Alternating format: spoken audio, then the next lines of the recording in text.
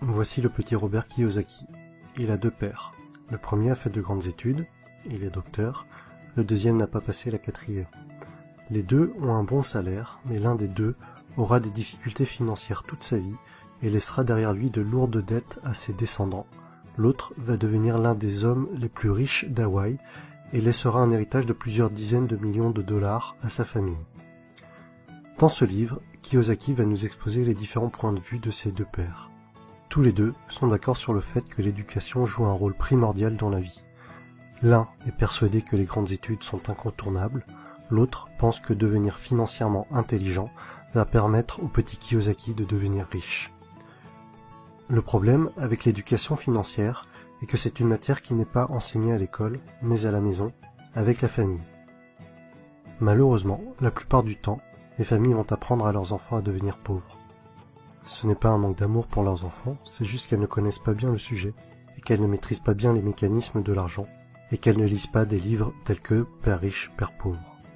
Si comme moi, vous n'avez pas de père riche, cherchez à apprendre auprès de ceux qui le sont, et investissez en vous.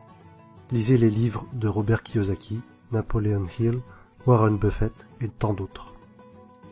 En réalité, la recette pour devenir riche est plutôt facile. Pas besoin d'avoir fait de longues études de comptabilité pour comprendre le principe.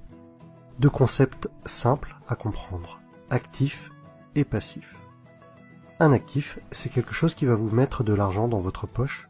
Un passif, c'est quelque chose qui va, au contraire, vous enlever de l'argent de votre poche. En analysant un peu, tout peut être un actif ou un passif. Si vous achetez une voiture, la plupart du temps, il va s'agir d'un passif. Vous allez perdre de l'argent avec, sa valeur va se déprécier. Mais si vous êtes un chauffeur de taxi, si vous êtes commercial, et que votre voiture améliore votre image et qu'elle facilite certaines de vos affaires, alors votre voiture pourra devenir un actif.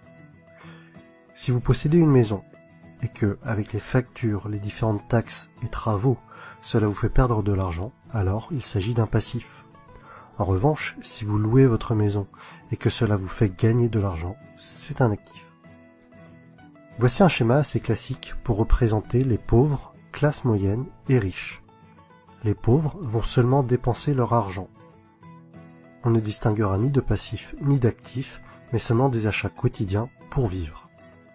Les classes moyennes vont également avoir des dépenses, peut-être un peu plus importantes que les pauvres. En plus de cela, elles vont acheter des choses qui vont leur permettre de paraître riches, mais en réalité, elles achètent des passifs, maison, voiture. Beaucoup de ces personnes vont considérer leur habitation principale comme étant leur investissement le plus important. Mais le plus souvent, cela va leur coûter de l'argent et pas leur en rapporter. Les riches passent leur temps, leur énergie et leur argent à acheter des actifs. Plus ces actifs vont rapporter, plus ils vont acheter d'actifs. Et par effet boule de neige, les riches deviendront de plus en plus riches. Les pauvres et les classes moyennes n'évolueront pas ou peu. En fait, l'argent que vous gagnez au départ n'a pas beaucoup d'importance. Vous pouvez très bien gagner 10 000 € par mois et tout dépenser dans des futilités en menant un grand train de vie, grande maison, belle voiture, fêtes, alcool, et au final, il ne vous reste plus rien. À l'inverse, vous pouvez ne gagner que 1 500 € par mois aujourd'hui et réinvestir tout l'argent qui vous reste dans des actifs et devenir de plus en plus riche au fil du temps, jusqu'à peut-être même atteindre la liberté financière et ne plus avoir besoin de travailler.